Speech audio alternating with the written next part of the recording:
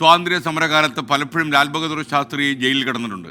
ആ സമയത്ത് ലാലാ ലജ്പത് റോയ് ആരംഭിച്ച ഒരു സംഘടനയുണ്ട്, സെർവൻസ് ഓഫ് പീപ്പിൾ സൊസൈറ്റി.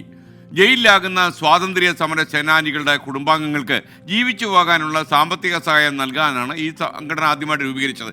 ഇങ്ങനെ ലഭിക്കുന്ന തുകയിൽ നിന്നൊരു 10 രൂപ തനിക്ക് മിച്ചം പിടിക്കാനാകുന്നുണ്ടെന്ന് ഭാര്യ ഒരിക്കൽ ലാൽ ബഹദൂർ ശാസ്ത്രിയോട് പറഞ്ഞു. പിന്നെ ഒട്ടും താമസിച്ചില്ല, തൻ്റെ കുടുംബത്തിന് നൽകുന്ന ധനസഹായം വെട്ടിച്ചുരുക്കണമെന്ന് സർവൻസ് ഓഫ് ഇന്ത്യ സൊസൈറ്റിയോട് സംഘടനയ്ക്ക് ജയിലിൽ നിന്ന് ശാസ്ത്രി കത്തെഴുതി. കാരണം 10 രൂപ അധികം വരുന്നുണ്ടല്ലോ. അധികമായി തനിക്ക് നൽകുന്ന തുക അത്യാവശ്യമുള്ള മറ്റാർക്കെങ്കിലും കൈമാറണമെന്നായിരുന്നു ലാൽ ബഹദൂർ ശാസ്ത്രിയുടെ ആവശ്യം.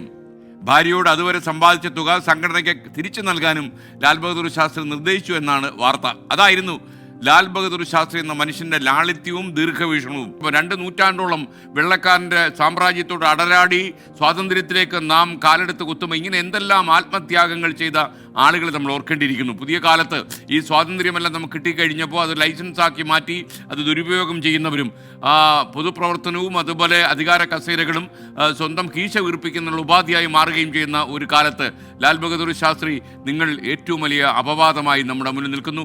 അതേസമയം ലാൽ ബഹദൂർ ശാസ്ത്രി പോലെയുള്ളവരുടെ ആത്മകഥകൾ നമ്മുടെ സ്കൂൾ പാഠപുസ്തകങ്ങളിൽ പഠിപ്പിച്ച് പുതിയ തലമുറയ്ക്ക് പുതിയൊരു അവബോധം ഉണ്ടാക്കണം. പൊതുപണം നമ്മുടെ കീശ വീർപ്പിക്കാനുള്ളതല്ല എന്ന്.